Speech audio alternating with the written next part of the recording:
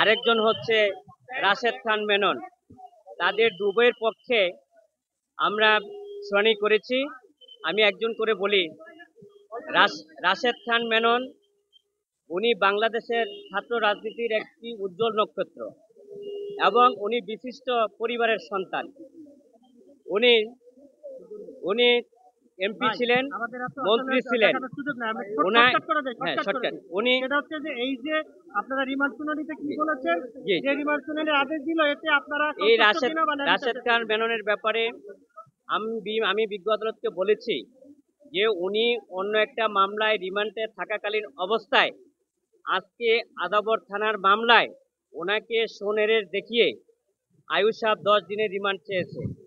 আমরা বিজ্ঞ আদালতকে বলেছি যে রাশেদ খান মেনন বাংলাদেশের একজন সিনিয়র সিটিজেনশিপ এবং উনি যে আয়ু সাহেব যেই ফরওয়ার্ডিংয়ে যে ঘটনার স্থান এবং যে বিষয় উল্লেখ করেছেন, এই ঘটনার স্থানে রাশেদ খান মেনন উপস্থিত ছিলেন না এবং এফআইআর এজাহার পর্যালোচনা করলে দেখা যায় যে এই রাশেদ খান মেননকে পূর্ব পরিকল্পিতভাবে এই মামলায় সম্পৃক্ত করা হয়েছে।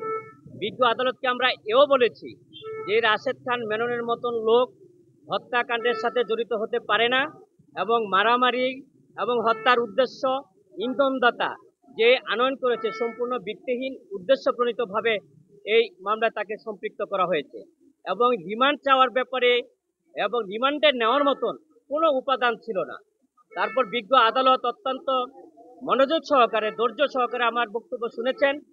উনি শোনার পরে পরবর্তীতে বক্তব্য শোনার পরে উনি 10 দিনের রিমান্ডের 7 দিন রিমান্ড মঞ্জুর করেছেন।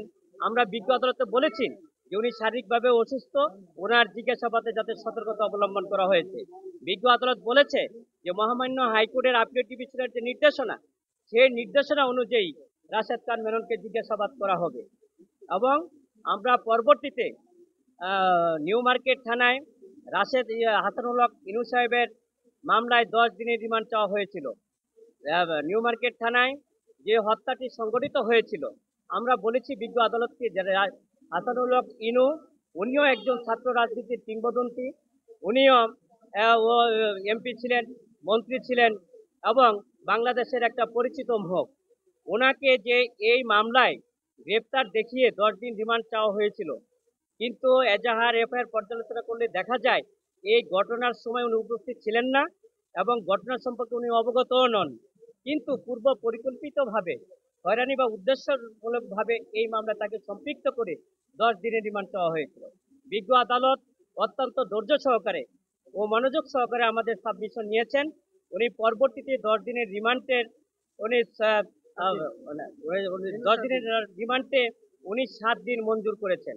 আমরা বিজ্ঞ আদালতের কাছে আশা করেছিলাম যে আমরা ন্যায় বিচার পাবো এবং আমরা এও বলেছিলাম যে যেহেতু উনি বাংলাদেশের একজন সিটিজেনশিপ নাগরিক, অসুস্থ, ওনার বাইপাস করা এবং তাকে চিকিৎসা করার জন্য জামিন মুক্তি করার জন্য জামিন দেওয়ার জন্য, কিন্তু বিজ্ঞ আদালত জামিন নামঞ্জুর করেছেন, রিমান্ড মঞ্জুর করেছেন। তখন বিজ্ঞ আদালতকে আমি বলেছি যে উনি যেহেতু অসুস্থ এবং সার্জারি করা, তাকে সতর্কতার সাথে যাতে জিজ্ঞাসা করা হয়। মহামান্য আদালত উনি মহামান্য হাইকোর্টের আপিল ডিভিশনের নির্দেশনা অনুযায়ী ওনাকে রিমান্ডে থাকাকালীন অবস্থায় জিজ্ঞাসাবাদ করার জন্য নির্দেশ দিয়েছেন। আমরা বিজ্ঞ আদালতকে এও বলেছি যে একজন নাগরিক হিসাবে এবং আইনজীবী নিয়োগ করা, আজকে যে রিমান্ড দেওয়া হয়েছে এই রিমান্ডের আমরা কোনো যুক্তিগতা মনে করি না।